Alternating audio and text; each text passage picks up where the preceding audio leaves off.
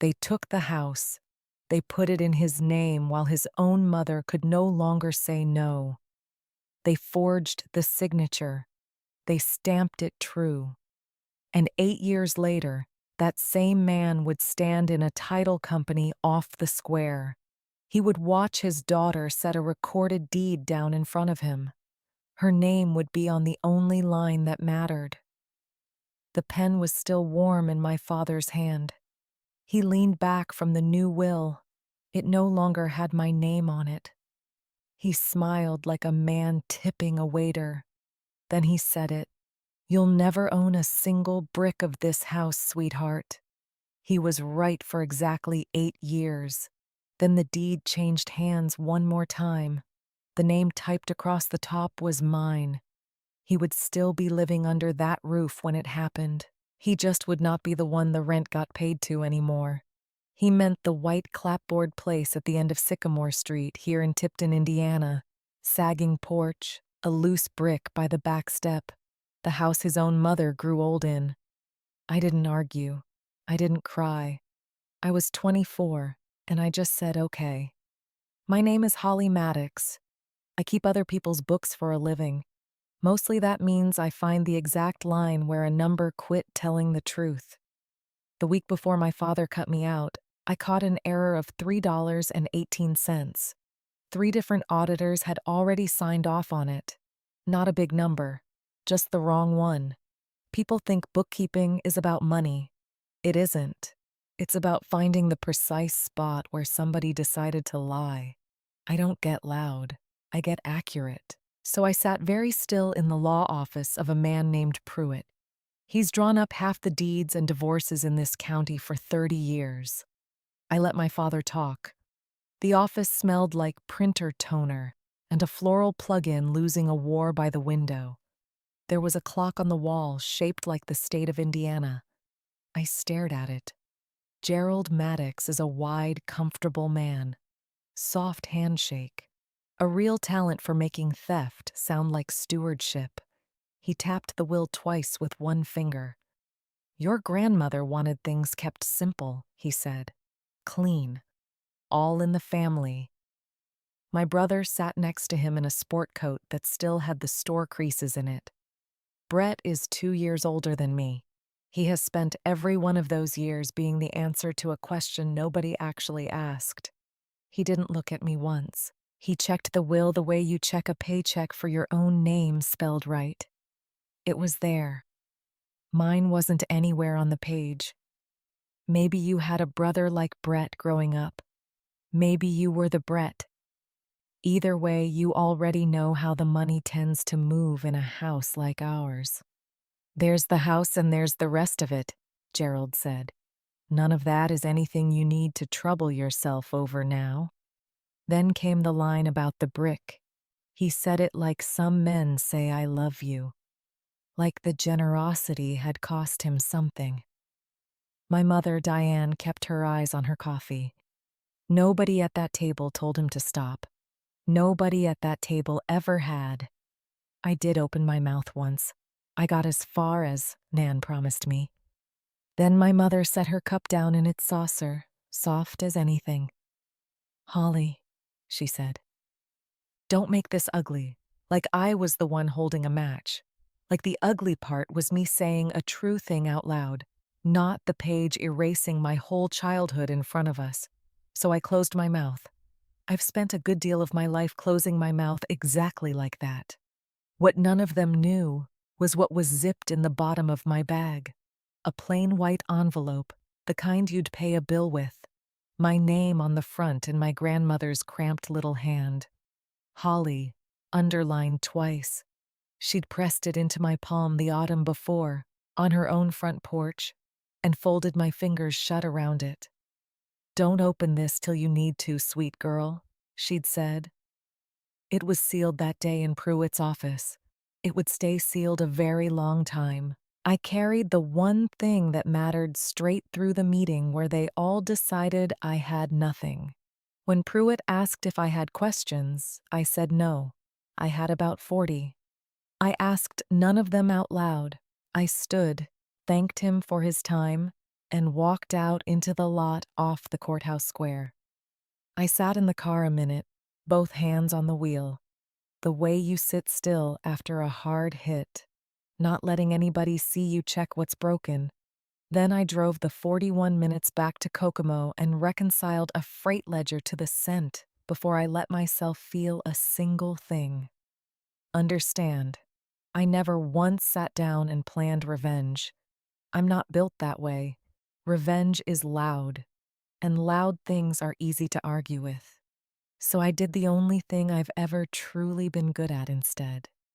I kept the receipts, every pay stub, every statement, every number in its right column, and I waited on it, the way you wait on a figure you know is coming, even before it's on the page. But that room did not come out of nowhere. Rooms like that get built slowly, one favor at a time, by people who keep careful track of who owes what to whom. So let me back up, past the porch, past the envelope, to how a family quietly decides which child is the investment and which one is the help. I was the one who covered the gap. There's always a gap in a family, the space between what's needed and what's actually there. Somebody gets assigned to stand in it. By the time I was 15, that somebody was me. When the electric bill came up short, I had a job. When Brett rolled a truck, I had a little saved. When my mother needed someone at the hospital all night, I had the kind of life nobody minded interrupting. Brett was the one we invested in. That was my father's actual word. Invested. As if Brett were a stock that only needed a little more time. Brett got the contracting business, the Maddox name painted on the truck doors. $18,000 of seed money the year he turned 25, straight out of my parents' savings. No note, no interest, nothing written down. Brett got the down payment on his first house, $12,000. Then a second down payment when the first house fell through and the earnest money vanished into an inspection nobody read closely. The year before Pruitt's office, he borrowed $11,000 more to make payroll on a job he'd already lost. They called it a bridge loan. They never once called it back. I got called responsible. In our family, that was a job description, not a compliment. My parents were never cruel in a way you could photograph. They were just permanently a little disappointed that I kept on needing to exist. The only person who ever looked at me like a human being instead of a backup plan was my grandmother. Eleanor Maddox. Everyone called her Nan. She'd lived in that Sycamore Street house since 1961. She saw the whole arrangement plainer than anybody. Nan always said the truest things while her hands were busy. That last good afternoon on the porch, the final fall she was really herself. She was snapping beans into a chipped bowl. She stopped. She looked at me. "They count. Your daddy and your brother," she said. "They count every little thing." That was when she pressed the envelope into my hand. Then she lifted her chin toward the back step. "And there's a brick back there looser than it lets on. You remember that one?" I figured she was just getting old. I told her I would remember. I didn't understand she was handing me a map. Nan went into the county home that winter. Her mind started letting go of names. It let go of mine first, which felt about right for this family. By the time my father called everyone to Pruitt's office, she couldn't have told you what a will even was. He took care of all of it himself, he said. For her care. I visited her on Sundays for a while, until she started to get frightened of me. The home said it might be kinder to stop. So I sent cards she couldn't read. She passed in her sleep at that home 3 years ago now. That's the part I still can't make balance. By then, I hadn't set foot on Sycamore Street in 5 years. I remember those Sunday visits more clearly than most of my 20s. Maybe because they were the last stretch of time when Nan and I were just two people in a room together. Before the paperwork, before the dates that don't line up. The county home smelled like every county home does. Bleach fighting something underneath it that bleach can't quite beat. Nan sat in a vinyl recliner by a window that looked out at a parking lot instead of the yard she'd kept for 60 years. Some Sundays she knew me right away. "There's my girl," she'd say, patting the arm of her chair. We'd talk about nothing, the weather, a nurse she liked, a rerun playing low on the wall-mounted television. Other Sundays she looked at me like a stranger who'd wandered in off the parking lot. Polite, a little wary. Those were the Sundays that took something out of me I never fully got back. On one of the good Sundays, near the end of the good ones, she gripped my hand hard enough to leave a mark. "You watch the mail on that house, Holly," she said, out of nowhere. "You watch it close." I asked her what she meant. She just patted my hand again and said she was tired. She drifted. A few minutes later, she surfaced, asking after a dog that had died before I was born. I wrote it off, the way you write off most things an 81-year-old woman says in a vinyl recliner. I've thought about that sentence more than almost anything else in my whole life since. Watch the mail on that house. She knew. Some fading, flickering part of her still knew exactly what her son was capable of, even as the rest of her let go of every name she'd ever loved. She used one of her last clear afternoons to hand her granddaughter a warning. I wouldn't understand it for 8 more years. The home called it kinder to stop my visits. I believed them. They were the professionals. I was a 26-year-old who didn't know how to argue with a nurse's clipboard. I've wondered since whether kinder was the right word, or whether it was simply easier for everyone but Nan and me. I sent the cards anyway. Birthday cards, Easter cards, a card in October for no reason except that I missed her, each one addressed in careful print, because I didn't know by then if she could still read cursive. Each one almost certainly read to her by an aide, then set on a windowsill and forgotten inside an hour. I don't know if she ever understood a single one. I kept sending them anyway. Some debts you pay whether or not the other person can see the payment land. So I built myself a life 41 minutes up the road, in Kokomo, where nothing I owned had a Maddox able to borrow against it. I rented half a duplex for $610 a month. I took a payroll job at Callaway Freight Lines down by the rail yard, starting at $17 an hour. I was good at it, the way you get good at the one thing that never lets you down. I learned every driver's deductions, every late fee, every auditor who cut a corner, and every other Friday on payday, I did the unglamorous part. I moved $400 into savings. Not dramatic, just steady. I was the one they brought the messes to. When a quarter's numbers wouldn't close, they set it on my desk. I'd sit with it past dark, the rail yard couplers banging outside the window, until the books told me the truth instead of the version somebody upstairs wanted. There's a particular quiet in a building after everyone's gone home, and it's just you and a column that won't balance. I got to where I liked it. It was the one argument in my life I always won.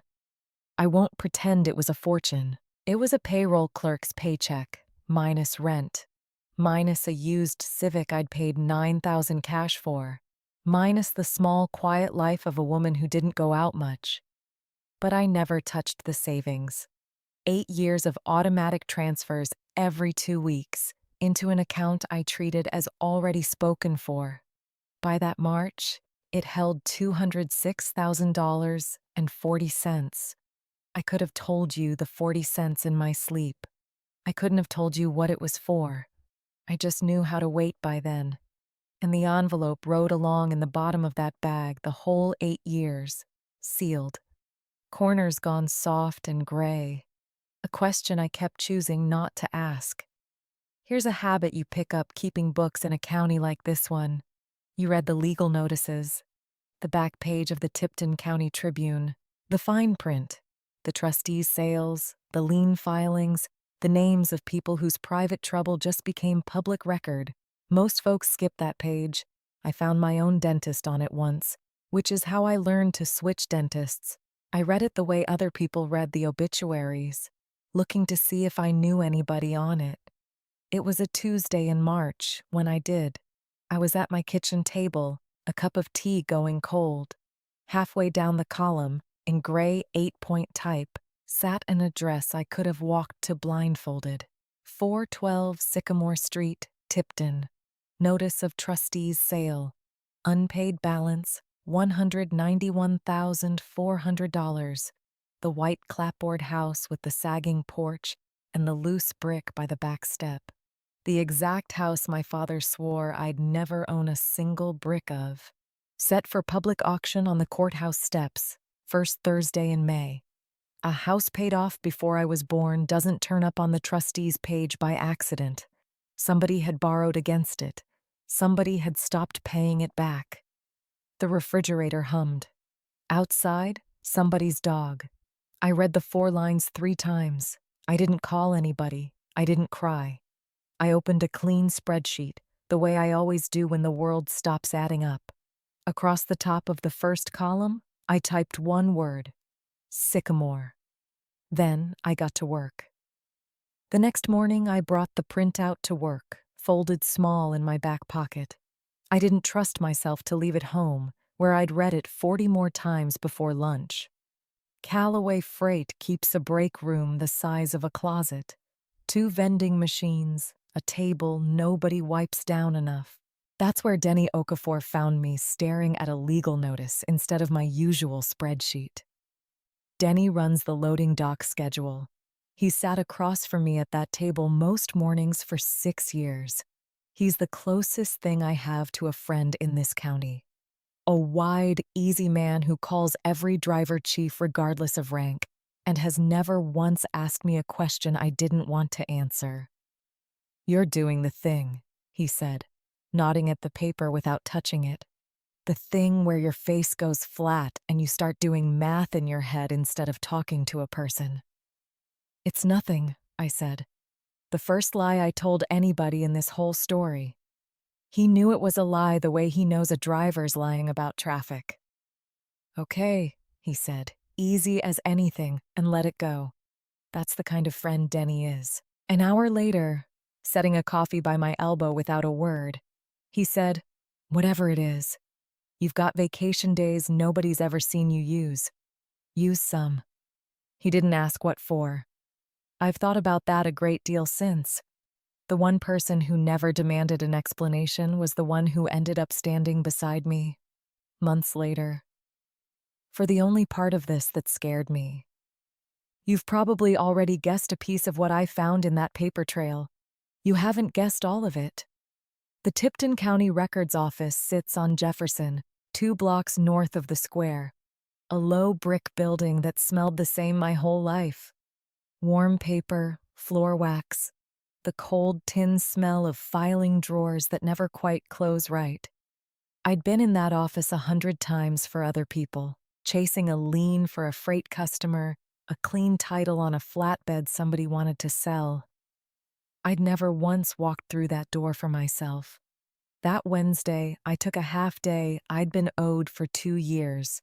I drove the 41 minutes down from Kokomo, tea still cold in the cup holder. I asked the woman behind the counter to pull the deed history on 412 Sycamore Street.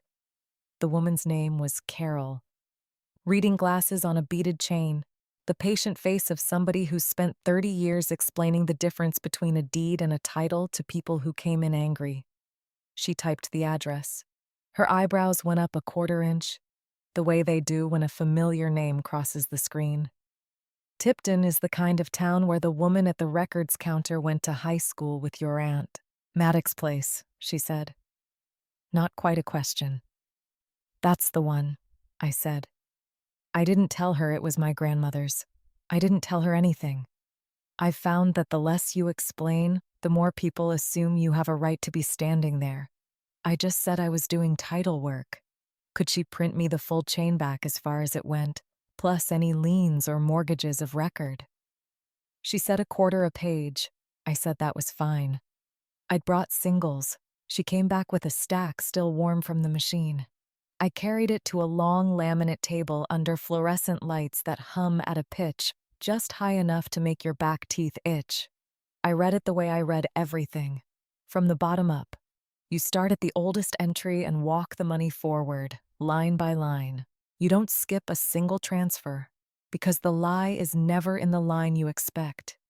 It's always one row above or below it, dressed to look like the rows around it. The bottom of the chain was clean, and it was beautiful. October of 1961. Eleanor Maddox and her husband, my grandfather, taking title for $9,400. A mortgage right under it, the kind young couples signed back then. Then, 22 years later, in 1983, a release. Paid in full. Satisfied. After that, the page went quiet for a long stretch, the way a paid-off house is supposed to go quiet. No liens, no loans. Decades of a woman owning the roof over her head, owing nobody a dime for the privilege.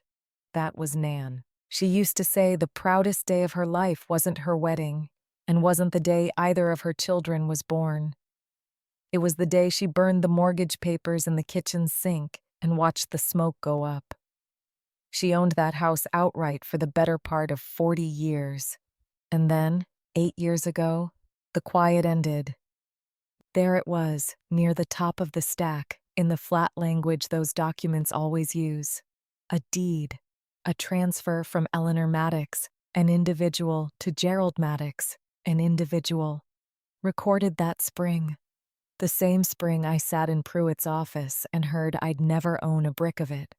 I'd always assumed the house went to him when Nan died. It hadn't. He'd taken it off her 3 years before she passed. While she was still alive in that county home, while her mind was already letting go of names, he'd moved the house into his own hands. Then he sat across a table from me and acted like he was protecting something that was still hers. I sat with that a minute. The fluorescent light hummed. A man 2 tables down photocopied a survey, arguing softly with his wife about a fence line. I kept my hands flat and made myself keep reading, because the deed was bad. But the deed wasn't the worst of it. The worst of it was always going to be one row up. Under the transfer, there was a mortgage, $68,000. Gerald Maddox, borrower, against 412 Sycamore, recorded 11 weeks after he put the house in his own name. He'd taken Nan's free and clear house, the one she burned the papers over. The first thing he did with it was borrow against it. 2 years on, there was a second one. A home equity line for $92,000 more, stacked on top, drawn down to the last dollar. I recognized the lender on the second one. It was the same regional bank. Its name had been on a piece of equipment in one of Brett's job photos, the year his company was supposedly doing so well. I sat with that second lien a long time before moving to the next page. $92,000 isn't an abstraction when you've spent 8 years watching every dollar of your own life get logged to the cent.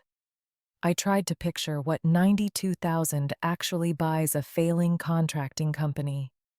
The honest answer is not much, not for long.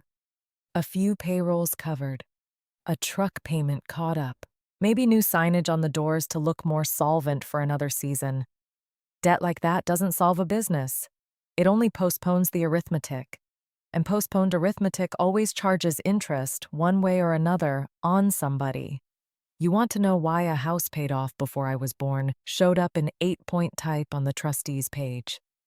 There it was, in the public record, for a quarter a page. My father had been bleeding that house for years. He'd borrowed against it to keep my brother's company breathing. The same company they'd handed him $18,000 to start. The same company they'd floated $11,000 more they never called back. $160,000 in liens. On a house that owed nobody anything for 40 years. Every dollar of it had gone somewhere with Brett's name on it. When the second loan went unpaid long enough, the bank did what banks do. It set a date on the courthouse steps, first Thursday in May. That wasn't bad luck landing on my parents out of a clear sky. That was a debt my father buried 8 years ago, finally clawing back up to the surface, the way buried things do. I should have felt something hot right then. I didn't. What I felt was the cold, level calm I feel when a ledger goes still, when a week of lies finally shows me the seam, because I'd read the dates. Of course, I'd read the dates. I read dates for a living, and the dates on that transfer deed didn't work. The deed into my father's name carried a notarized signature, Eleanor Maddox, signed and sworn before a notary on a Tuesday in late February, 8 years ago. I knew that February. I'll know that February for the rest of my life. Nan had already been moved into the county home by Christmas. By the middle of February, her mind had let go of my name and most of the others. The home had asked me to stop my Sunday visits. I was frightening her. My grandmother, on the day that signature swears she sat down of her own free will and handed her house to her son. She couldn't reliably have told you what year it was, or which of her hands held the pen. She couldn't have signed that deed knowing what it was. Somebody signed it for her, or somebody walked a pen through her fingers, and somebody stamped it true. It was an error of dates, that's all it is, on paper. A signing date that can't be reconciled with where the signer actually was. 3 different people looked at that deed, signed off, recorded it, never once checked the one number that mattered against the one fact that broke it. The same way 3 auditors signed off on a freight ledger that was off by $3.18. People think a forgery is dramatic. A forger hunched over a desk, matching loops and curves. It usually isn't. It's usually just a date somebody hoped nobody would bother to lay next to a calendar. I don't get loud. I get accurate. And the accurate thing, the thing the public record laid out for the price of small change, was that my father hadn't inherited that house. He'd taken it off a woman who could no longer say no.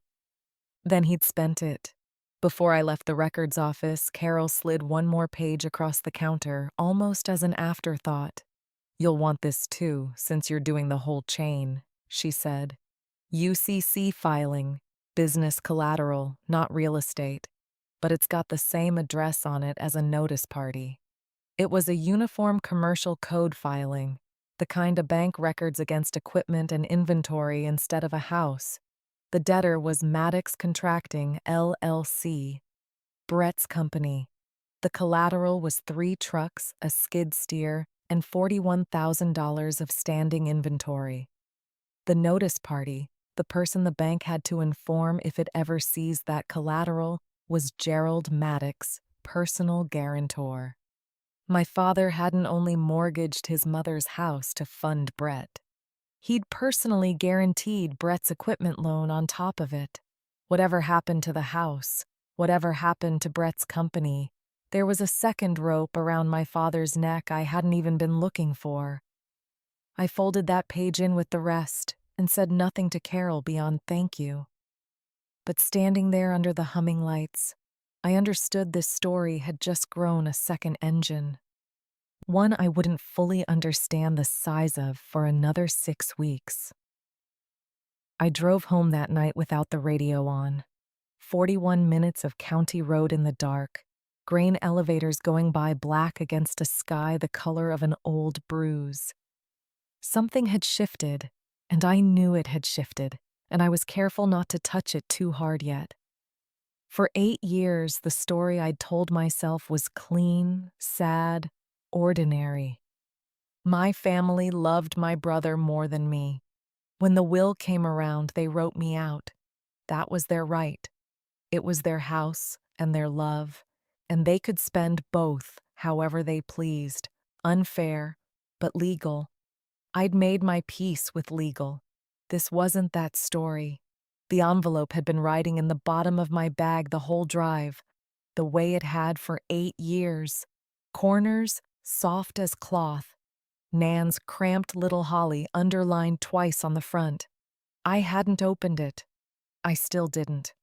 But somewhere on that dark road between Tipton and Kokomo, the weight of it changed in my mind, from a keepsake into something else.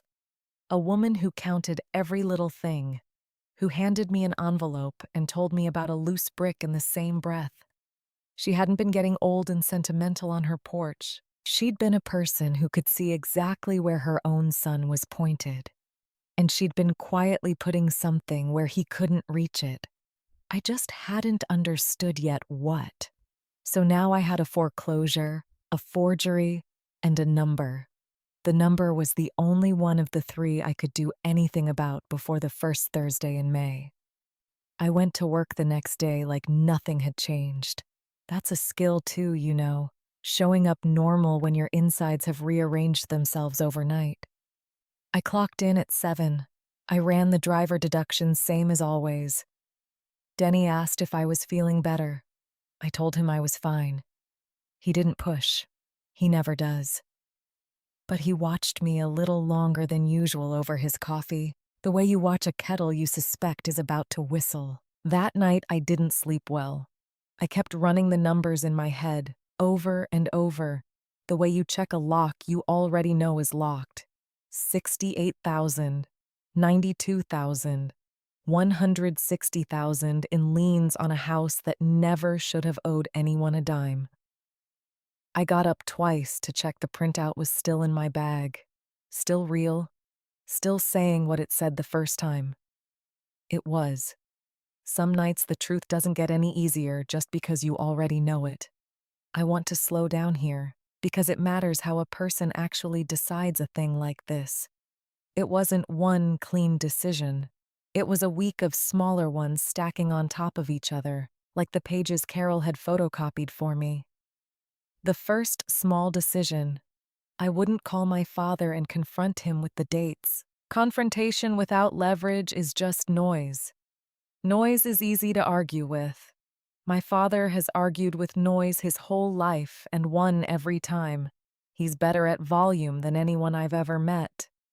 The second small decision: I wouldn't call the state's attorney yet either.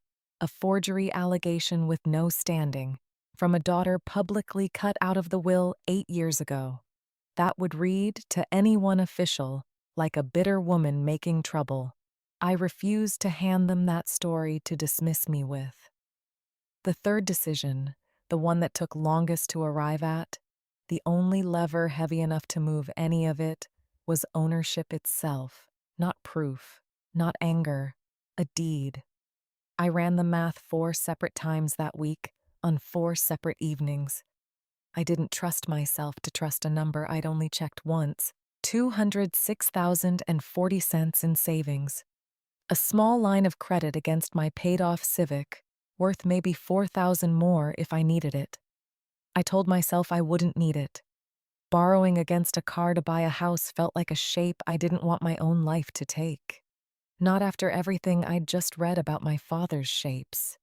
I looked at the trustee notice's opening figure, 191,400. I looked at what comparable houses on streets like Sycamore had sold for over the last 2 years. Anywhere from 210 to 260, depending on the roof and the foundation. Sycamore's roof was bad. Its foundation, from Nan's old maintenance receipts I still had in a box in my closet, was fine. 240,000 sat right in the middle, high enough to outbid an investor wanting a bargain, low enough to leave me standing after closing costs. I wrote it at the bottom of the spreadsheet in bold, and I didn't move it again. Walter walked me down to his car that afternoon, slow on the stairs, and stood a minute in the cold before I drove off. "You'll do fine, Holly," he said. "You've been doing fine your whole life. Nobody just noticed." I didn't know what to say to that. I said thank you and drove back to Kokomo, turning the sentence over the whole way. The way you turn over a coin somebody pressed into your palm without explaining why. The trustee's sale was a public auction. Public is a word my family never thought to fear, because they'd spent their whole lives making sure the ugly parts happened in private. at kitchen tables, in lawyers' offices with floral plugins, where the only witnesses were people trained not to tell. But a trustee's sale on the courthouse steps is the most public thing there is. Anybody with registered funds can stand on those steps and bid. Anybody. They don't check your last name against your father's. They don't ask whether you were written out of anything. They ask one question, and it's the only question I've ever been able to answer cleanly. Can you pay? I sat down that weekend at my own kitchen table, the same cold tea table, laptop open, the account I'd fed for 8 years without ever asking what it was hungry for. $206,040. For years I'd thought, in the back of my mind, it was a someday house fund, or a someday escape fund, or just a habit I was too disciplined to break. I understood now it had never been any of those. It had been this. It had been waiting on this. I called the bank Monday and started the paperwork to certify funds for a trustee's sale. The young man on the phone read me the requirements in a bored voice. He had no idea he was helping me load something. The records office told me what the house owed. The bank notice in the Tribune told me the opening figure, $191,400, the exact balance on that second loan. Houses on Sycamore don't run high. It's a good street and a plain one. The place needed a roof. The porch was still sagging. There was a loose brick nobody but me and a dead woman seemed to know about. I sat with my own ledger and ran it the way I'd run any deal, cold, to the dollar, what it would likely open at, what a flipper from Indianapolis might push it to, what I could go to without blinking, and what I'd have left if I did. I built the whole thing in a spreadsheet, the Sycamore file, a clean column climbing toward a line I drew in bold at the bottom. $240,000. That was my line. That was the number I decided. Alone at my kitchen table on a Sunday night. I'd stand on the courthouse steps in May and not step back from it. It would take nearly everything I'd saved and a piece of what I hadn't.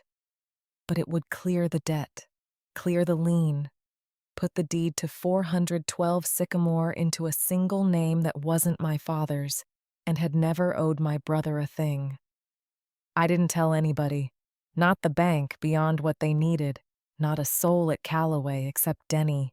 Even Denny got only the outline, 4 flat sentences with no adjectives in them. The fewer people who knew, the fewer chances the plan reached Tipton before I did. Certainly not anyone on Sycamore Street. My parents were right there, still living inside the house, still sleeping under the roof my father had borrowed away. They had no idea the date on the courthouse steps was coming for them, and even less idea who'd be standing there when it did. I told myself, more than once that week, that I could still back out. Nobody would have known. I could have let the investors have it, let a stranger's name go on that deed, gone on living my quiet, separate, 41 minutes away life, exactly as I had for 5 years, never setting foot on Sycamore again, never touching the envelope, never learning what Nan had actually written inside it. That version of my life was right there, available, costing me nothing. I didn't choose it. Here's the plain truth of why. It wasn't nobility. It wasn't some grand vision of justice. It was simpler than that. I was tired, finally, bone tired, of being the only person in my family who kept an honest accounting of anything. And some stubborn 17-year-old habit in me refused to let this column close out wrong, just because closing it right would cost me almost everything I'd saved. The first Thursday in May was 11 days out. I printed my certified funds letter, folded it once, and slid it into the bag, right next to the envelope I still hadn't opened. My father had no idea what he'd already lost. He thought he was 11 days from a stranger's bad luck touching his house. He was 11 days from mine. Walter Briggs had been a name in the back of my head for 8 years. I'd never once stopped to take it out and look at it square. That's the thing that bothered me on the drive back from the records office. More than the dates, more than the forged stamp. In Pruitt's office 8 years ago, one man slid the will across the table. He read it out in that smooth, low voice. It had been Pruitt himself. Lyle Pruitt. A round, pink man who golfed with my father at the 9-hole course past the fairgrounds and wore a Tipton rotary pin in his lapel. He'd been my father's lawyer my whole life. He'd never once been Nan's. Because Nan, when she talked about her papers, and she did talk about them, the way careful old women do, never said Pruitt. She said Walter. Walter keeps all that for me, she'd say. She'd wave a hand at the whole subject of death and money, like it was a fly at the screen door. I don't trouble my head. Walter has it. I was 24, sitting numb in a chair too low, while my father told me I'd never own a brick. Some small back room of my mind noticed the wrong man was holding the pen. Walter has it, the room said. Then why is Pruitt reading it? I was too gutted to chase the thought. I said okay, pocketed an envelope, and drove home. It took 8 years and a foreclosure notice to go find Walter. I thought about calling ahead and warning him I was coming. I decided against it. Some conversations you don't rehearse. You just walk into them and let your feet decide the pace. He wasn't hard to find. There's one Walter Briggs in Tipton County. His name sat on a frosted glass door. Second floor of the old Hartley building, half a block off the square. Above a tax preparer and an insurance man. The stairs were narrow and smelled of radiator dust. The lettering on his door was the gold kind they stopped putting on doors 40 years ago. Briggs, attorney at law. Chips in it where the gold had worn. I'd called ahead. A kind, tired voice said, "Mr." Briggs saw people Tuesday and Thursday mornings now, only by appointment, on account of his knees. He was past 70, in a cardigan the color of weak coffee. He stood out of a leather chair the slow way men do when standing has become a project. The office was all paper, not the fluorescent paper smell of the records office. Older, pipe smoke gone into the walls decades back. Bankers' boxes stacked along one wall, each labeled in marker by year. He looked at me a long moment over his glasses. I watched my grandmother's face arrive in his. "You're Eleanor's girl," he said. "The granddaughter. Holly. Not a question. You've got her chin." "Yes, sir. Sit down." He lowered himself back into the leather and folded his spotted hands on the blotter and waited. I understood right then that Walter Briggs was a man who'd been waiting, not idly, the way you wait for a bus you know is coming, bag already packed on your knees. I told him I was doing title work on the house. I meant to keep it flat and small, the way I had with Carol. But Walter lifted one hand off the blotter, just an inch, and stopped me. "You don't have to do that with me," he said. "I knew your grandmother 51 years. I drew her first will the year your father was in junior high. I drew her last one 6 years before she passed, in this office, in that chair you're in. He let that sit. And I've been wondering every spring for 8 years when somebody would walk up those stairs and ask me about it. I'd about decided nobody would. I'm glad it's you." She said it would be. The radiator ticked. Down on the square, a truck went by with a bad muffler. "There's a will in Pruitt's name," I said carefully. "Recorded. Probated. It left the house to my father." "I know there is." His jaw worked. I read it in the paper when it went through. "Eleanor Maddox, deceased. Probate notice. Lyle Pruitt handling the estate." He said the name Pruitt like a word in a language, a taste he didn't like. I'll tell you what I knew the minute I saw it, and what I couldn't do a thing about. The law is a slow animal, and nobody had standing to wake it up. Your father did not get that house from a will I wrote. Eleanor came to me the spring after your grandfather's stone got set. Drove herself, which she shouldn't have. Sat where you're sitting. She had me draw a new will. Witnessed. Signed. The whole proper business. 2 witnesses from the insurance office downstairs and a notary I trust with my life. In that will, she left the house at 412 Sycamore and what little else she had to one person. Don't, I said. I don't know why I said it. The word just came up out of me. To you, he said anyway, gentle as he could make it. All of it. To you, Holly. I have a way of going very still when a number finally lands. I went still. He got up, the slow project again, and went to the wall of boxes. He didn't have to hunt. He knew the year. He pulled one down, set it on the desk, lifted the lid. He walked his fingers back through files until he came to a folder gone soft at the edge. He laid it in front of me. He kept his hand flat on top for a second. The way you'd hold a door before you let somebody walk through? This is the original, he said. Wet ink. Witnessed. It's never left this office. Pruitt's people never asked me for it because they didn't know it existed. And they didn't know because Eleanor never told a soul on that side of the family she'd been up these stairs. She was a smart woman. She knew the day Gerald found out there was a will leaving you the house, something would stop existing, either the house or the will, one or the other. He took his hand away. She told me to keep it. Say nothing. Not chase anybody. Not make a fuss, because a fuss would tip them off. She said one day her granddaughter would come asking, and on that day I was to take it off the shelf. She was specific. She said, Holly counts things. She'll come when the counting stops adding up. His old eyes were wet, and he let them be. Took you a while, hun. I didn't know there was anything to count, I said. No, he said. She knew you didn't. That was the whole design. I opened the folder. I read it the way I read everything. Slow, from the bottom. There it was. My grandmother's real signature. The loops she'd put on my birthday cards my whole life. Strong and clear, dated 3 full years before the day Pruitt's deed swore she'd signed away her house. 2 witnesses under it.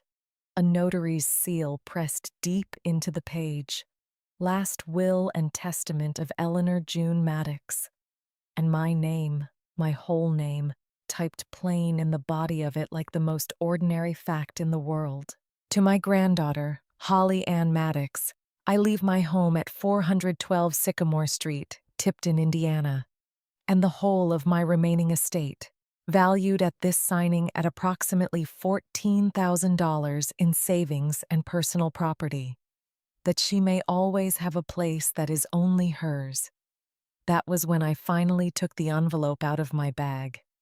I'd carried it 8 years, apartment to apartment, in the bottom of 3 different bags.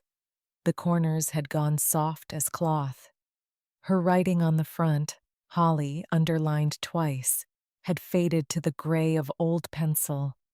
I hadn't opened it, because for 8 years I'd been afraid it was nothing. A holy card, a recipe, a $5 bill, some small, sweet last nothing that would only prove she'd been sentimental at the end, and not the watchman I needed her to have been. I'd kept it shut to keep her possible. I slid my thumb under the flap right there at Walter's desk, the original will open in front of me, and I opened it. Inside was a single sheet of her stationery, faded violets in the corner, folded once, and folded inside that, a second copy of the will, her own carbon, signed. And on the stationery, in her cramped, careful hand, the hand of a woman who counted every little thing, 8 lines. My sweet girl, if you are reading this, then the counting brought you here, the way I knew it would. You were the only one of them who ever checked my arithmetic. Walter has the real one. There is another in the house, under the loose brick by the back step, where you and I used to put the spare key. The key is still in it. Because a house should answer to the one who loves it. They counted you out, sweet girl. I didn't. The house was always going to be yours. I only had to outlive their hurry. Burn nothing. Forgive what you can. Keep the rest. Love, Nan. I sat in that low old office and made no sound. Walter had the decency to look out his window while I read it. Twice, then a third time, the way I read the deed history. Like the truth might be hiding one line up. It wasn't. It was right there, in violet ink, plainer than any document she ever signed. They counted you out. I didn't. There's a copy in the house, I said finally, and my voice came out level, which surprised me. Under a brick. That'd be her, he said, still looking out the window. Belt and suspenders and a rope besides. She didn't trust one safe place. She made 3. He turned back. What are you gonna do, Holly? Before I answered, I asked him something I'd been holding since Carol's counter. Why didn't you ever say anything? 8 years is a long time to sit on a will that got ignored. He took his glasses off. He cleaned them on the hem of his cardigan, an old man's stalling habit. When he put them back on, his eyes had gone harder than I expected. Because I had no standing. Because Eleanor asked me not to. And because I'm an old man. He paused. I've watched Lyle Pruitt play golf with your father for 20 years. A phone call from me does one thing. It gets this will destroyed before anybody with authority ever sees it. He tapped the folder once. A will nobody knows exists is safe. A will somebody's been warned about disappears. I made peace with waiting the same year I made peace with these knees. Waiting isn't the same as doing nothing, Holly. I kept the fire lit. I just didn't light anything else with it until somebody who could carry the flame walked in that door. He nodded at me. That was always going to be you. She told me that too. He told me something else that afternoon. I didn't understand its weight until much later. Pruitt, he said, had been the county's go-to closer for a certain kind of client, families with a favorite child and an inconvenient other one. Families who needed papers to say a particular thing and didn't much care whether the truth agreed. You're not the only name I've heard whispered near that man's office, Walter said. I want you to remember I told you that. It'll matter again before the year's out. I didn't know, sitting there, what would happen next. A state's attorney's review would eventually reach into a drawer of Pruitt's other closings. It would pull out at least one more family's buried grief. I only knew in that moment that Walter was handing me more than a folder. He was handing me a reason to believe what happened to my grandmother wasn't a single, isolated cruelty. It was a pattern, with a name and an address 2 blocks off the square, and filing the truth about one house might open a door for people I'd never meet. I told him about the first Thursday in May, the courthouse steps, the certified funds writing right next to the envelope that wasn't sealed anymore. I told him my line was $240,000, and I wasn't stepping back from it. Something moved across that old man's face, worried at first, then something closer to joy, the careful kind old men allow themselves. You know, he said slowly, if that house sells at trustee's sale, the will doesn't get it back for you. Foreclosure wipes a lot clean. The bank's lien sits ahead of everything, ahead of the fraud, ahead of the will. He tapped the folder. This proves they stole it. It doesn't unsteal it. The only person who walks off those steps owning that house free and clear is the one with the high bid. And the money behind it. I know, I said. I read the statute. He looked at me a long moment. Then Walter Briggs, attorney at law, did something I hadn't seen a grown man do over my affairs in 8 years. He took my side without being asked. Then you buy it, he said. You buy it clean on the steps, where nobody can put a thumb on the scale. When it's yours, You bring me that deed, and I'll walk this original down to the clerk myself and file it. We'll open up every drawer they ever shut on you. The fraud, the deed they had your grandmother sign when she couldn't hold a pen. There's a review for that. There's a name for that. His jaw set. I've been holding this folder 8 years, waiting for somebody with standing to make me file it. You go get standing, hun. You go buy your house. I drove out to Sycamore Street that night. I hadn't meant to. I told myself I was just driving past.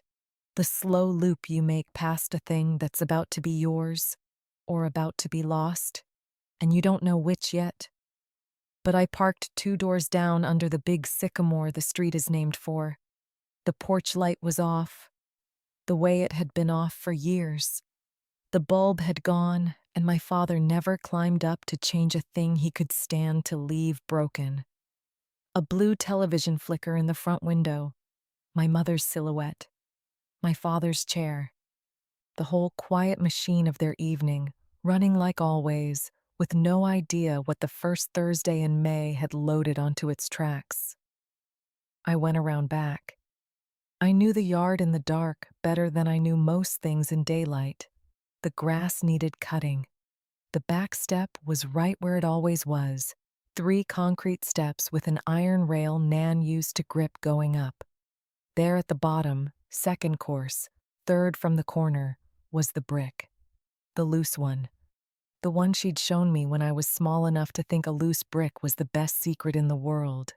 The one she'd say, real low, like the FBI might hear, "This is where the house keeps its key, Holly. Don't tell your daddy." I worked it free with my fingers. It came out the way it always had, gritty and reluctant. Behind it, the little dark hollow she'd lined with an old bread bag against the damp. My hand closed on a brass key gone green at the teeth. Folded around it, sealed in plastic against 8 Indiana winters, a third copy of the will. Her signature had waited in the dark all this time for somebody to come count it. I knelt there in the wet grass behind the house my father swore I'd never own, spare key cold in my palm. 10 feet from where he sat watching television in a chair he'd borrowed against. I slid the brick back exactly the way she'd left it. Then I drove home and laid the key on the kitchen table next to the certified funds letter and the open envelope. 3 things in a row. I waited for Thursday, but before Thursday came, something happened I didn't put in my spreadsheet because it didn't belong to a column. It belonged to a different kind of arithmetic altogether. And it's the reason this story isn't only about a deed. My mother called me on a Sunday, 4 days before the sale.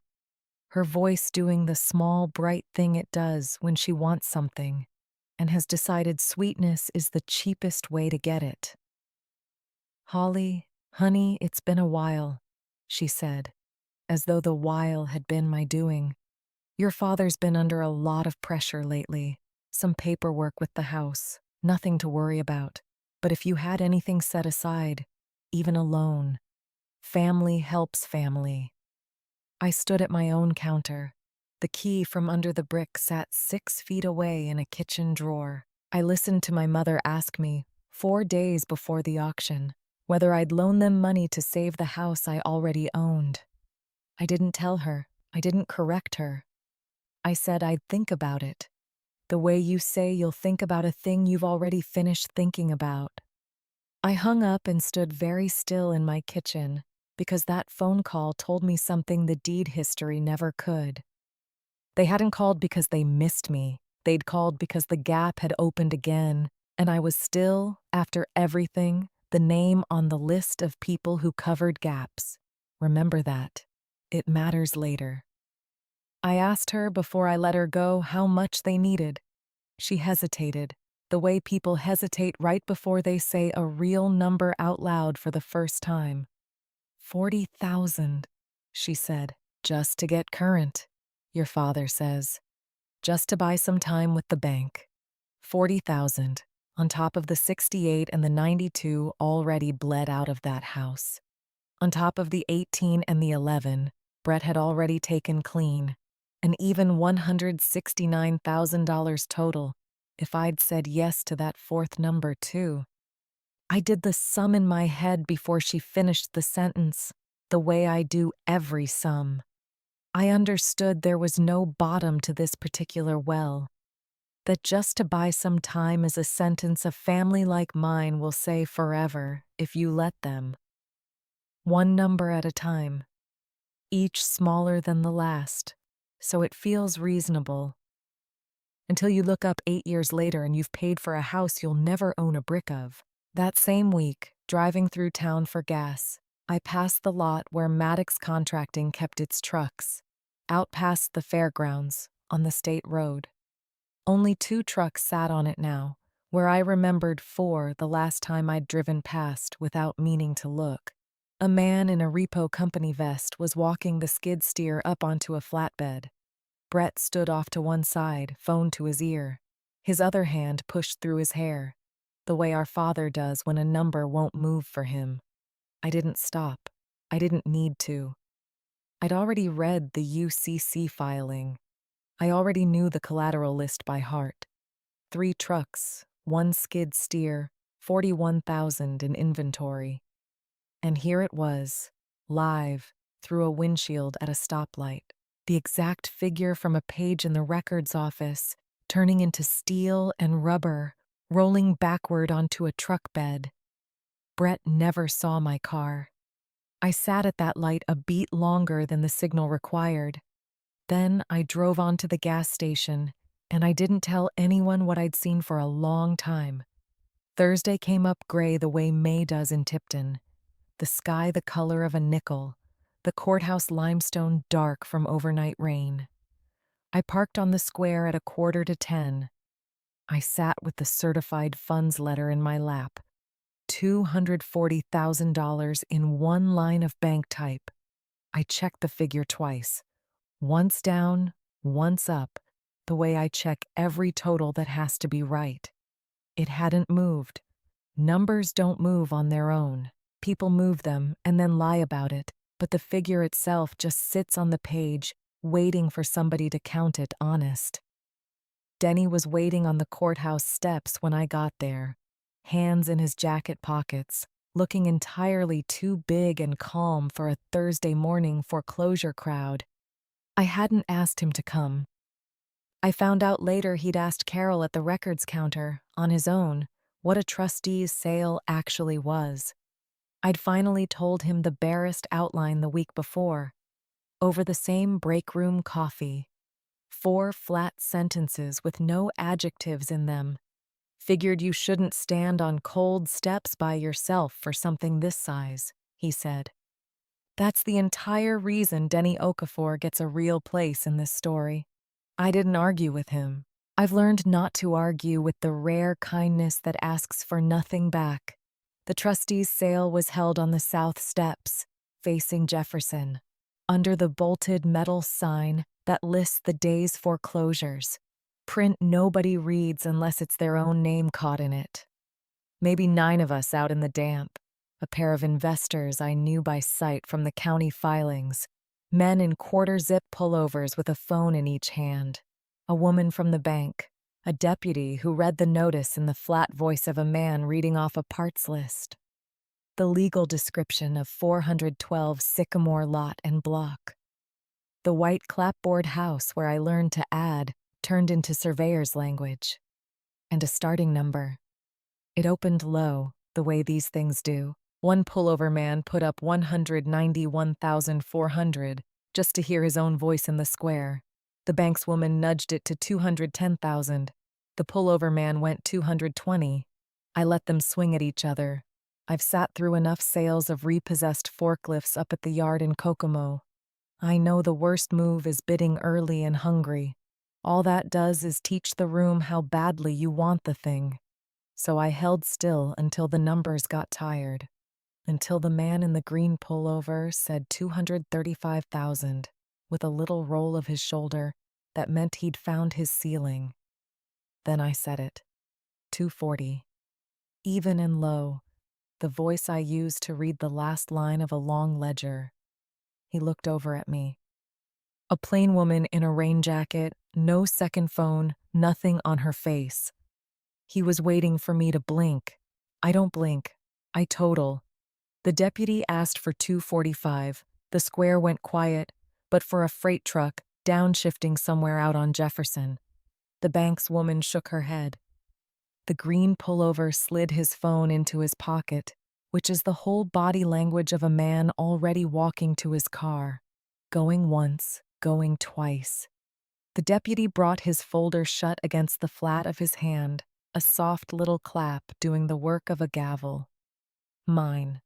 $240,000, every cent of it 8 years of a payroll clerk's paychecks, standing on cold limestone in the rain. They didn't take my name on the steps. That came after, indoors, where certified funds change hands and a clerk begins the slow paperwork that turns a high bid into a deed. Nobody out there in the wet knew who I was. Nobody knew the debt they'd just watched go under the hammer had my father's signature at the bottom of it, or that the granddaughter of the woman who raised that house had just bought it back, over the heads of strangers, for the price of 8 years covering every gap but her own. Denny let out a breath beside me like he'd been holding it the whole time. He had. "You didn't even blink," he said, half laughing, tension coming off him in one long exhale. $240,000. And you said it like you were reading me a shipping manifest. I told him that was the only way I knew to say it. A number that big. If I let it sound as big as it was, my hands might have started shaking. I needed my hands steady for the paperwork indoors. He didn't tease me again. He just walked in with me and stood by the wall, while a clerk photocopied my funds letter and took my signature 4 separate times. When it was done, he bought us both coffee from the machine in the courthouse lobby. The bad kind, 50 cents a cup. We drank it standing up because neither of us trusted our legs yet to sit down. I drove back to Kokomo that afternoon and did the thing I always do when a number finally lands right. I sat at the kitchen table and wrote it all down. Plain, in the Sycamore file, the way I'd document any closing for the freight company. Purchase price, $240,000. Remaining in savings after closing costs and the recording fee, $9,100 and change. First mortgage satisfied, $68,000, gone. Second lien, $92,000, gone. Trustee's fee and back taxes, $4,200, gone. On paper, my father's whole 8-year scheme against his own mother's house had cost $164,200 to build. It took me one afternoon on cold steps to end it. I closed the laptop and didn't celebrate. I've never once celebrated a number. I just made sure it was right. Then I let myself, for the first time in 8 years, feel the ground under the number instead of only the number itself. I spent the days between the auction and my father's phone call doing ordinary things. Grocery shopping, laundry. A Saturday spent scrubbing the grout in my own bathroom, on my knees. Scrubbing grout asks nothing of your mind and everything of your hands. My mind needed the rest. I did not call anyone to tell them what I'd done. I did not post anything anywhere. The whole enormous fact of it sat quietly inside me, the way a large stone sits at the bottom of a pond, visible if you look close enough, invisible if you don't. Denny noticed the change anyway, the way he notices everything. "You look different," he said, one Tuesday morning over coffee. "Lighter, maybe. Or heavier. I can't tell which." I told him it was both. He nodded like that made perfect sense. To a man who understands things the first time you say them, it did. My father called that Sunday. He hadn't called in over a year. Not my birthday. Not Christmas. His name lit up on my phone like a word in a language I'd stopped speaking. I let it ring twice while I decided to be a woman who answers. Then his voice came through doing the warm thing it does when he needs a hand. The voice from the head of the table, the one that used to send me down to the bank on his errands. Holly.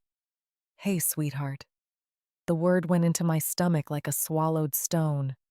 The same word, the same mouth that once promised I'd never own a brick.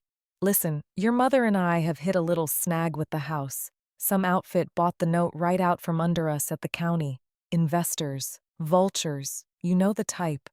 We've got to sit down with them Tuesday over at the title company. Work out terms for us staying on. I'd like you in the room. A pause. Then the party handed over like a present. You've always been the one who's good with the paper. You'll keep them from cheating us. I sat at my own kitchen table with the green-toothed spare key lying in front of me. I understood something. My father had just invited me to negotiate against myself. He was bringing his most dependable child to help him soften the stranger who took his house. And the stranger was me. It had never once crossed his mind in 32 years that the gap might someday be his to fall through. I'll be there, I said. That's my girl. I called Walter that same evening, not because I needed a lawyer at a closing I already owned free and clear. A woman who spent 8 years being handed the messes deserved to walk into that room with someone in her corner, not everyone at the table expecting her to fix theirs. He said he wouldn't have missed it for anything still owed to him on this earth. Then he asked me a question nobody had asked me in 8 years. Are you doing all right, Holly? Not the money. You. I had to think about that longer than I expected.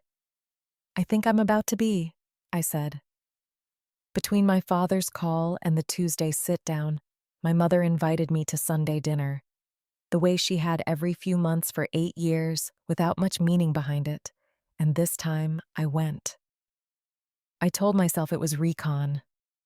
I told myself a great many things that week. Mostly true, partly cover, too. Some small, stubborn part of me still wanted to sit at that table once more before I changed what the table meant. She made pot roast, the same recipe my whole life, and set 4 places instead of 3 because Brett had been invited too. He showed up in a golf shirt with a tan that looked expensive and hands that would not quite sit still on the tablecloth. Nobody at that table knew what I already knew. I sat across from my brother, watched him talk about a rough patch, nothing that won't sort itself out. My father nodded along like a man agreeing with weather. The whole time, I had a UCC filing folded in my glove box, 40 feet away, in the driveway, listing his exact collateral down to the last dollar. You've always landed on your feet, Brett, my father said, reaching for the gravy. I sat there with my fork halfway to my mouth. I held down the only kind of laugh that never makes it to my face. I already knew about the trucks. 2 of them, and a skid steer, rolled onto a flatbed the week before, in daylight. Brett standing off to one side, making a phone call that clearly wasn't fixing anything. I said nothing. I passed the rolls. I asked my mother, evenly, how her garden was doing this year, and she brightened and talked 10 straight minutes about tomatoes. Underneath the tomatoes and the gravy and Brett's golf shirt confidence, I sat there holding a silence so complete it had its own weight.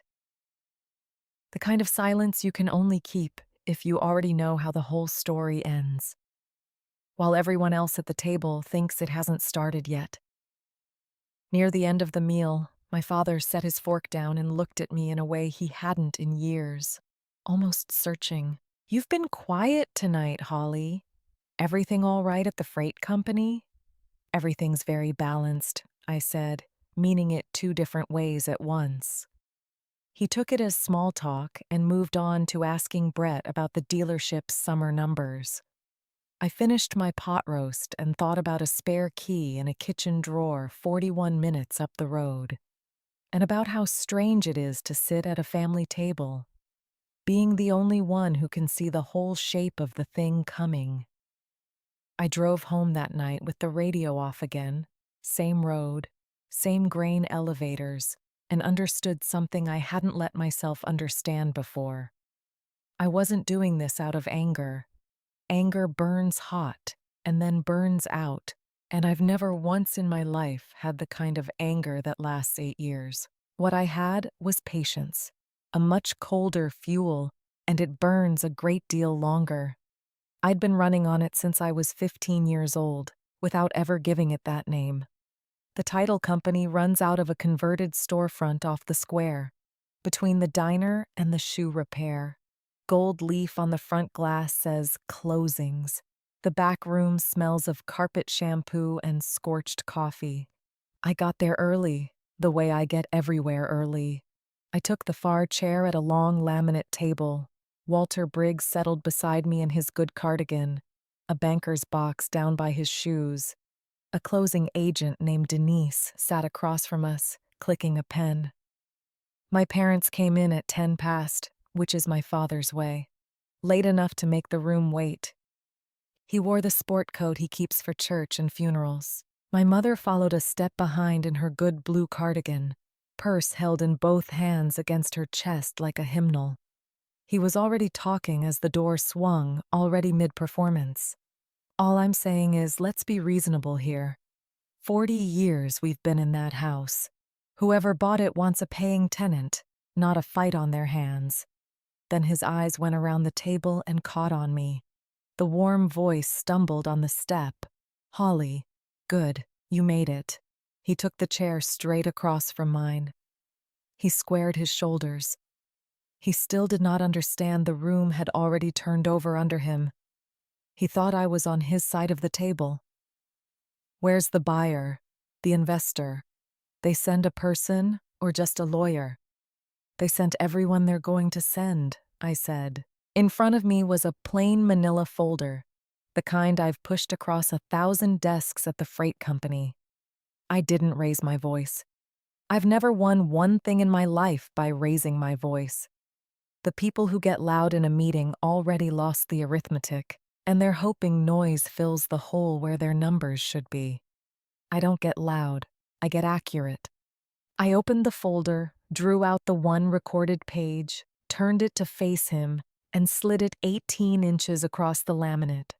The same motion he'd used to slide a will across a lawyer's table at a girl too hollowed out to read it. It was the deed. Trustee's deed to 412 Sycamore Street, recorded that Friday down at the recorder's office. Stamped and indexed and altogether real. Grantee, one line. Nothing else on that line but a name, Holly Maddox. Something in me went quiet and even. I laid my hands flat on the folder, one over the other, and waited.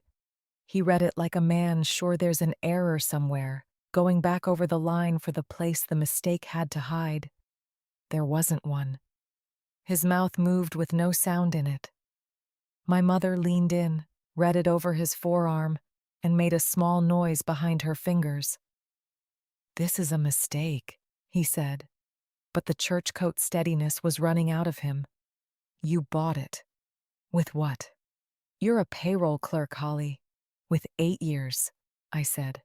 "Paid in on the first of every month, to my own account. The way you taught me to pay everybody else first." He reached for the thing men like my father always reach for. Some other man's name. We'll just see what Lyle Pruitt has to say about this. Lyle handled the estate. It was clean. The house came to me fair and legal when my mother passed. There's a will. There's a recorded deed.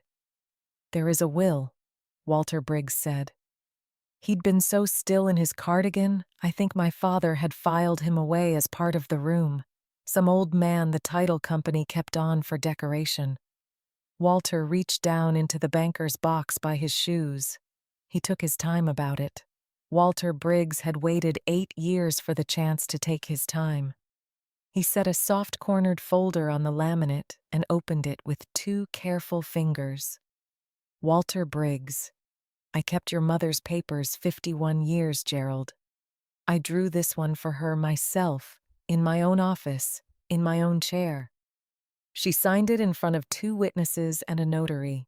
All 3 of them are still drawing breath in this county. That's more than the other one can say. He set his glasses on his nose. Shall I read it out, or will you? My father said nothing at all. So Walter read it, unhurried, in the voice of a man reading words he's believed for half a century. First the description of the house on Sycamore, then the only line that ever counted, that Eleanor June Maddox, being of sound mind, left her home and all she had to her granddaughter, Holly Maddox, and to no one else alive. He read the date on it. Then he laid the forged deed beside it and read that date too. He set the 2 papers side by side, a finger on each, like a man holding down 2 cards in a wind. This one she signed 3 years before she passed.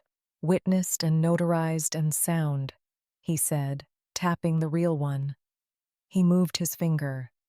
This one is dated 11 days before she passed, when your mother could not hold a spoon.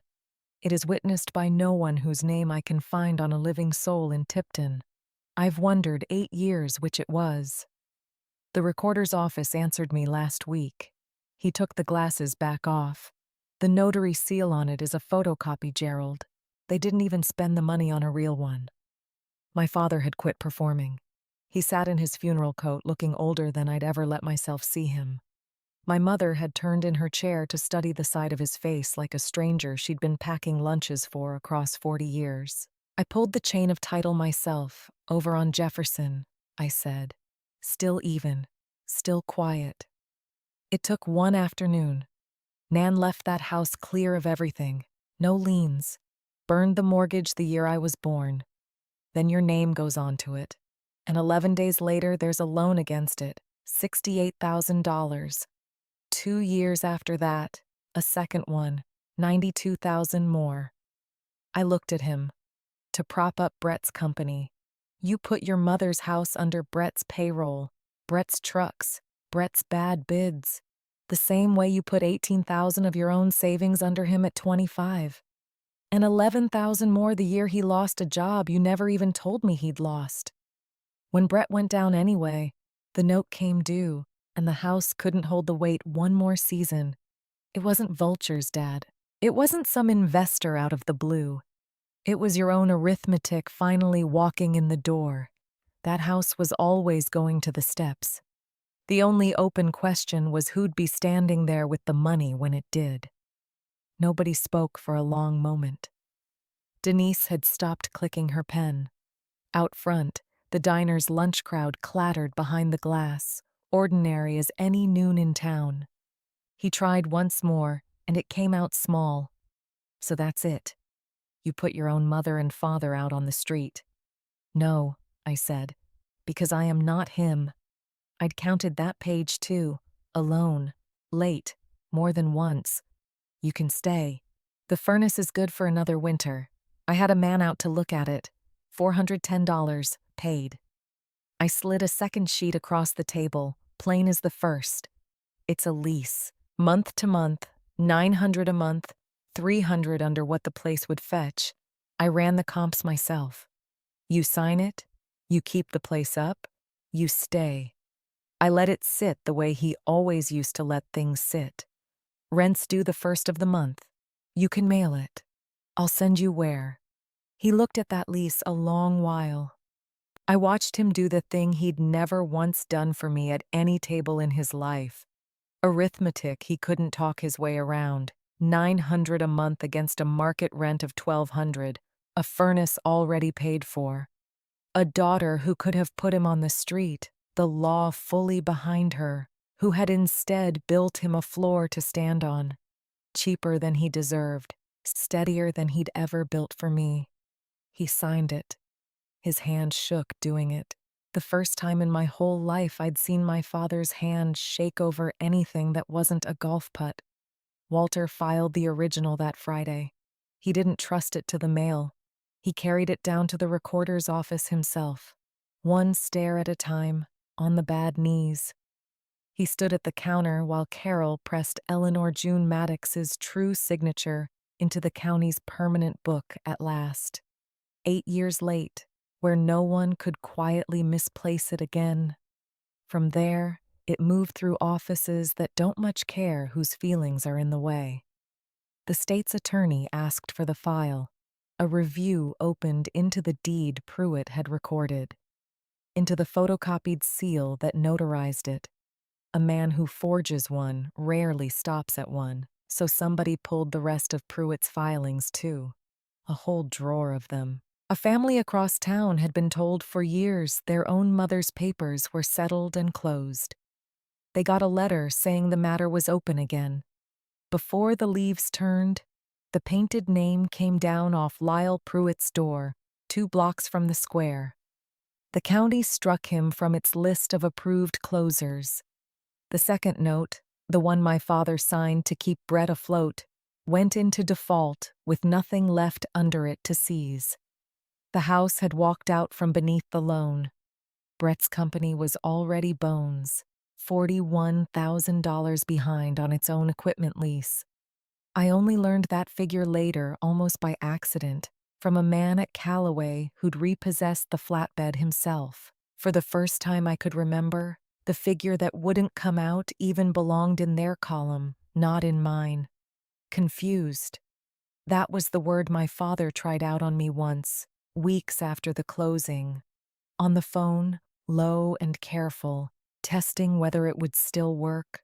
I think there's been some confusion about all this, Holly. Some misunderstanding between families. As if 8 years reconciling other people's ledgers to the cent had made me the confused one. As if a woman who could catch $3.18 hiding inside a signed and closed freight audit could be talked out of anything, let alone a date on a notarized deed. There was no confusion. There had only ever been one very patient woman counting, and a great many people who assumed she'd eventually get tired of it. Brett called me exactly once, in July, and it was the only conversation of my entire life where my brother sounded uncertain of anything. "I heard you bought Mom and Dad's house," he said. Not quite an accusation, not quite a question either. He was feeling for the shape of a thing he didn't understand. I told him it was true. He was quiet a moment. Then he said in a voice smaller than I'd ever heard him use, "The bank took my trucks, Holly. Did you know that?" I could have told him I'd watched it happen through a windshield at a stoplight, that I'd known the collateral list by heart before the repo truck ever showed up. I didn't. Some silences aren't withholding. Some are just mercy, dressed plain. "I heard something about that," I said instead.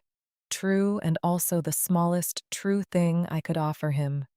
He asked, finally, carefully, whether I might help, whether there was anything I could do. I heard in his voice, for the first time in 32 years, something that didn't sound entitled. It sounded frightened. I told him I couldn't fix his business. I'd never once been in the business of fixing other people's businesses, only their books. The difference mattered more than he'd ever let himself notice. But I also told him something else. If he ever wanted to sit down and go through his real numbers, not the version he told our parents, I'd do that with him. Once. For free. The way I would for anybody drowning in a ledger that had stopped telling the truth.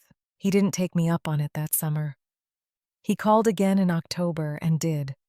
I visited Brett's new job site once that fall, uninvited, just to see it with my own eyes. He was up on a ladder, hanging siding, sleeves rolled, sweat on his collar, working like any other man on any other crew. He saw my car and came down, wary at first, like he thought I'd come to gloat. I hadn't.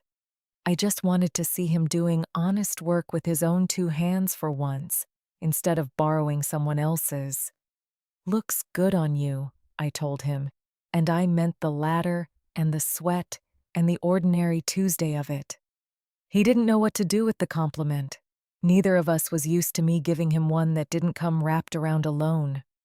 Maddox Contracting closed for good in September. $41,000 still owed on equipment that no longer existed to work with. The company dissolved quietly with the state. No bankruptcy filing dramatic enough to make the Tribune. Just a business license that stopped renewing. A sign that came down off a building Brett no longer leased. He took a job that winter running a crew for somebody else's contracting outfit 2 counties over. Salaried. No name on the trucks. The first time he mentioned it, on the phone in October, he'd finally sat down and let me look at his real numbers.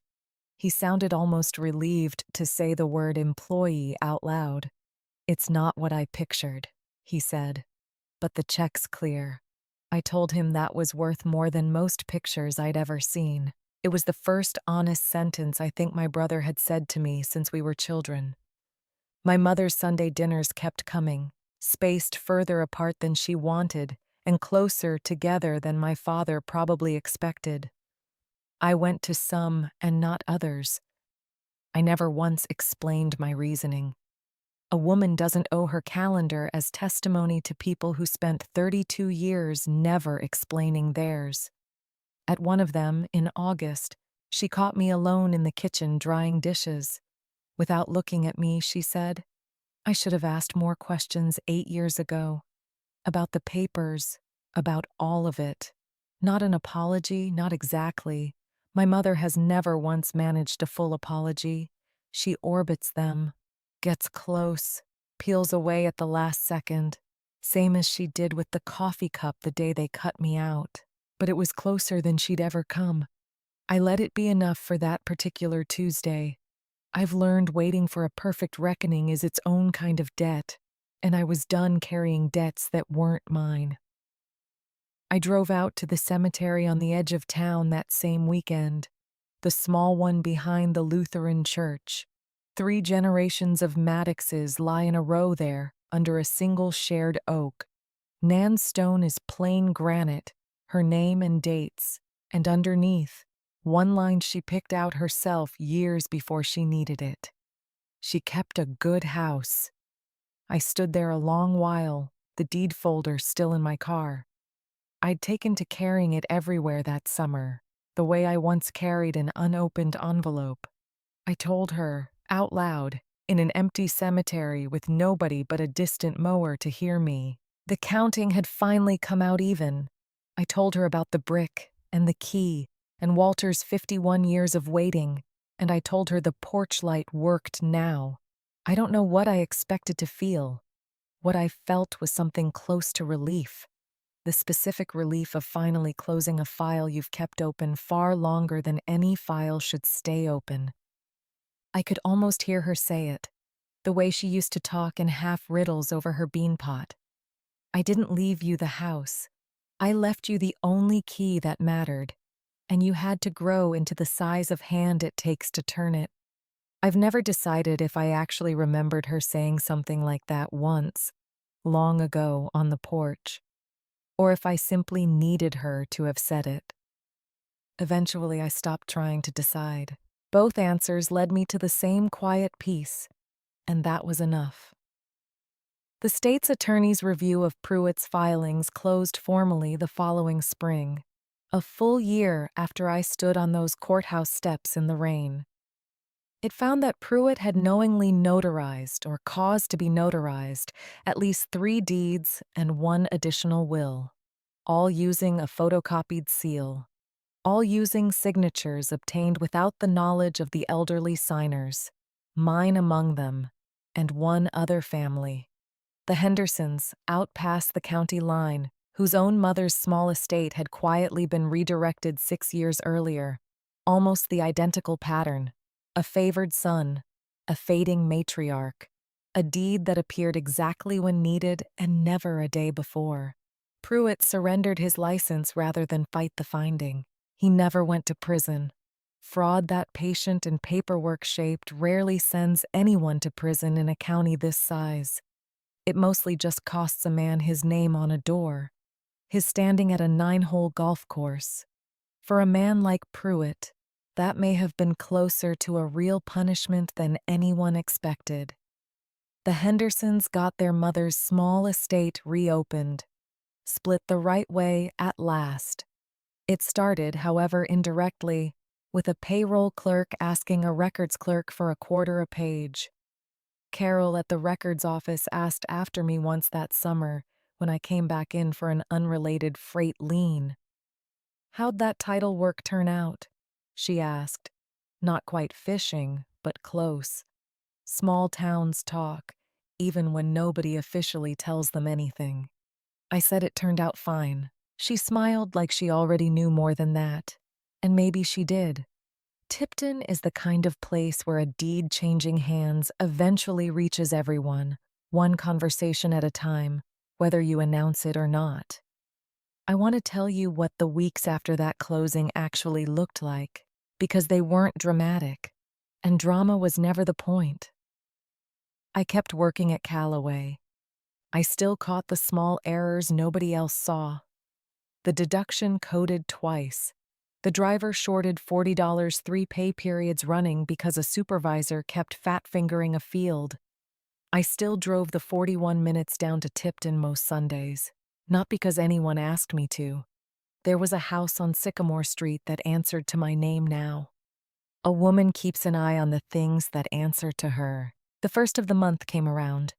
An envelope showed up in my Kokomo mailbox with my father's handwriting on it. The same square, careful hand that used to sign my school forms. Inside was a check for $900, made out to Holly Maddox, memo line blank. He hadn't written a word. I didn't need one. I deposited it Monday morning like any other item in any other ledger. I logged it in the Sycamore file, under a new column I hadn't needed before. Rent received. It sat there next to purchase price and lien satisfied and furnace repair, one more number in a story that had finally started balancing. I thought a great deal, that spring, about what it means to actually forgive someone, as opposed to simply stopping the bleeding. They are not the same operation, though people confuse them constantly. Stopping the bleeding is a boundary. It is math.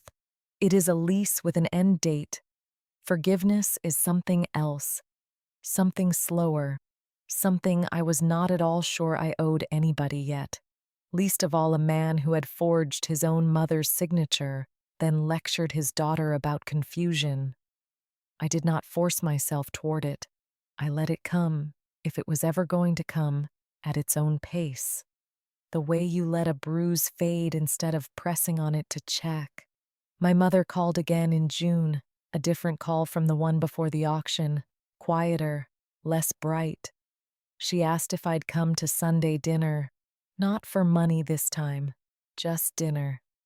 I sat with that request longer than almost anything else in this whole story. Real forgiveness isn't a number you total in an afternoon.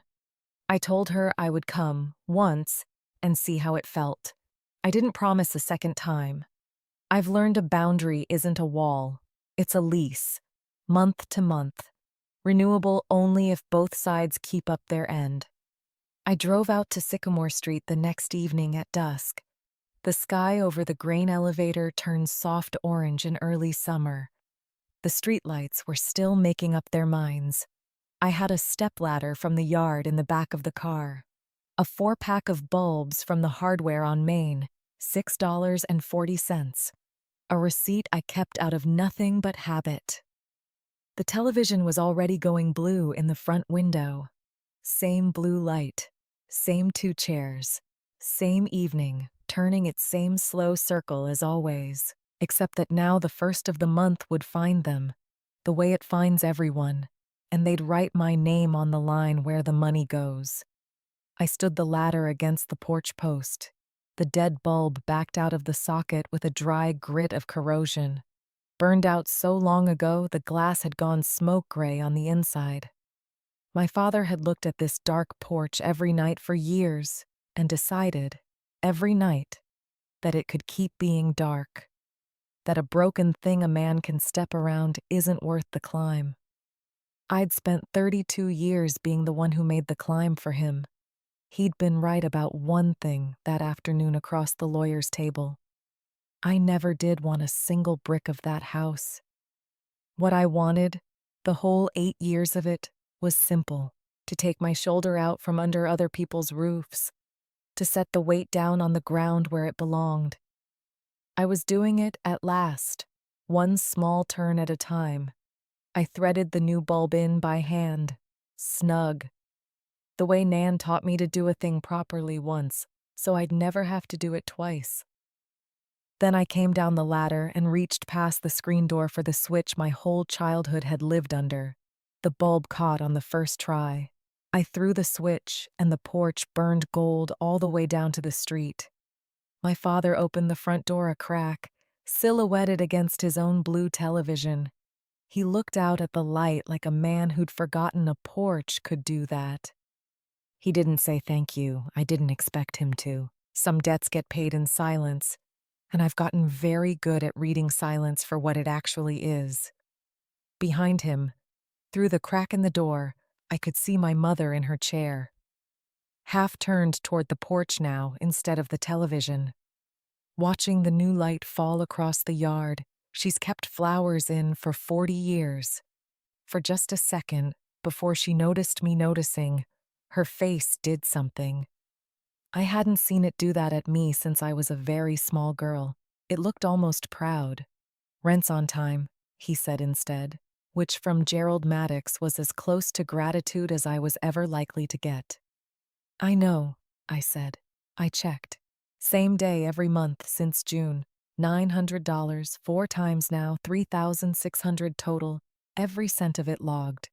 I let him hear that I was still counting, because I always will be, and because some part of him needed to hear it plainly, so he'd never mistake my silence for forgetting again.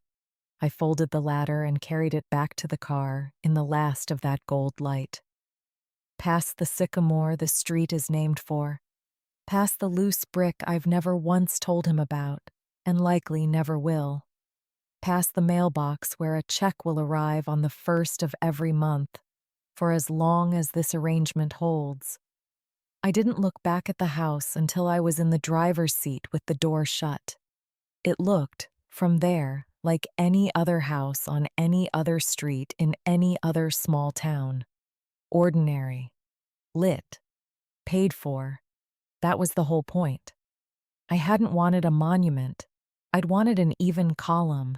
Walter Briggs retired the following spring. Finally, after 52 years behind that frosted glass door. He called me himself to tell me, before it hit the local paper. "Figured I owed you the news firsthand," he said. "You gave an old man his last good case." I told him he'd given me a great deal more than that. He laughed, a dry rustling sound. He told me to take care of the house and take care of myself, in that order. A woman who does the second job well tends to be terrible at the first one. I've thought about that piece of advice more than once since. Denny asked me, one break room morning that fall, coffee in hand, whether all of it had been worth it. The 8 years of saving, the county records, the cold steps in the rain. I told him the honest answer, which surprised even me on the way out of my mouth. It was never about the house, not really. Not even about the money, though the money mattered, and I'll never pretend it didn't. It was about finally being the one who got to set the terms, instead of just absorbing whatever terms got handed down to her. I told him about my father's hand shaking when he signed that lease, trembling over a line item for the first time in his life. Some old 15-year-old part of me had been standing in that gap for 17 years. She finally got to sit down. He nodded like that made sense to him. It did. Denny is the kind of man who understands a thing the first time you say it plainly. He never once asked for more than that in 6 years of break room mornings, and I have never once regretted telling him the little I told him. He's also the kind of man who won't let a good moment sit unbothered too long. So he asked if the freight company's vacation policy finally applied to me, now that I was a woman of property. I told him it always had. I just never had anywhere I wanted to spend the days. That fall, I used 4 of them, for the first time in 6 years, to help him and his wife move into a bigger place across town. A friend who stands on cold courthouse steps for you, unasked, is a debt you pay back with your hands, not your ledger. I didn't log those 4 days anywhere. Some columns are better left uncounted. I keep the ledger. I've kept it since I was 15 years old, standing in the gap between what a family needed and what it actually had. Nobody ever thought to ask if the gap was heavy. It was. I carried it anyway, quietly, accurately, for 17 years. When the counting finally came out even, I didn't celebrate and I didn't gloat. I just turned a key I'd kept in a drawer since a night in the wet grass and let myself, once, feel the ground instead of only the number. I think sometimes about the version of this story where I never read the legal notices, where I skipped that page of the Tribune, the way most people skip it, where the trustees' sale happened on a gray Thursday with nobody standing on those steps who knew the debt's real shape. The green pullover investor would have won it at 245,000 more or less and flipped it inside a year. My parents would have been evicted by strangers, strangers with no memory of Nan's beans or her porch, or the loose brick she loved so much she made 3 copies of the one document that mattered. I would have read about it, if I read about it at all, in that same gray column of the paper. A stranger's name on a stranger's deed. I would have told myself it wasn't my business anymore, the way I'd told myself that for 5 years already. I'm grateful most days that I'm the kind of person who reads the fine print. It has cost me things over the years, that habit. Moments of ease I might have had if I'd simply looked away. But it gave me this too, and I wouldn't trade the exchange. I still keep the Sycamore file. Not out of suspicion anymore. Not really. Just habit. The same way I still check a lock twice, even on a door I trust. Rent received, first of the month, logged. Property tax, paid twice a year, logged. A new roof I had put on the following spring, $11,200, logged. A house that survived my father's arithmetic deserved better than a leak in the ceiling. I do the math on that file the way I do the math on everything. Quietly, at my own kitchen table, on my own schedule. Answering to no one but the numbers themselves. People ask me, the few I've told this whole story to, whether I plan to sell the house, cash out, take the equity and disappear somewhere warmer than Indiana. I tell them the same thing every time. Selling was never the point, any more than owning a single brick ever was. The point was the column. The point was making sure the true figure got written down where nobody could quietly erase it again. For once, in this family's long history of moving numbers around to spare somebody's pride, Nan always said the truest things while her hands were busy. I think about that a lot now, mostly on Sunday drives back up to Kokomo, the grain elevators going by gold instead of black. I think about the bean bowl and the porch, a woman who saw everything and said almost nothing, until the one thing she needed to say landed exactly where it needed to land. 8 years later, right on time, she knew, long before I did, that being the one who counts is not the same as being the one who is counted. She made sure that in the end, I would be both. Sometimes, on those Sunday drives, I think about the 15-year-old girl who first learned to stand in a gap. She didn't know yet what patience would cost her or what it would eventually buy back. I wish I could tell her it works out. I wish I could tell her the waiting isn't wasted, that the columns really do balance eventually if you keep them honest long enough. She wouldn't believe me. She was too busy covering the gap to imagine a version of her life where nobody handed her one to cover. I don't get loud. I never will. I get accurate, And then, if I'm patient enough, and I have learned that I am, I get even. The house on Sycamore Street stands lit tonight. Same as every night now. The porch bulb burns steady over a family that finally pays what it owes. On the first, like everyone else in this county learns to. That's the whole of it. Not a fortune story. Not a revenge story. Not really whatever the word looks like from the outside. Just a woman who was handed a gap at 15 and decided eventually, quietly, to stop standing in it for free. Just a house on a plain street, in a plain town. Finally answering to the one person who ever paid what it actually cost. 8 years, one deed, one porch light, one rent check on the first of every single calendar month. That's the whole balance sheet, if you want it in one clean line. I kept the ledger. Now I keep the house.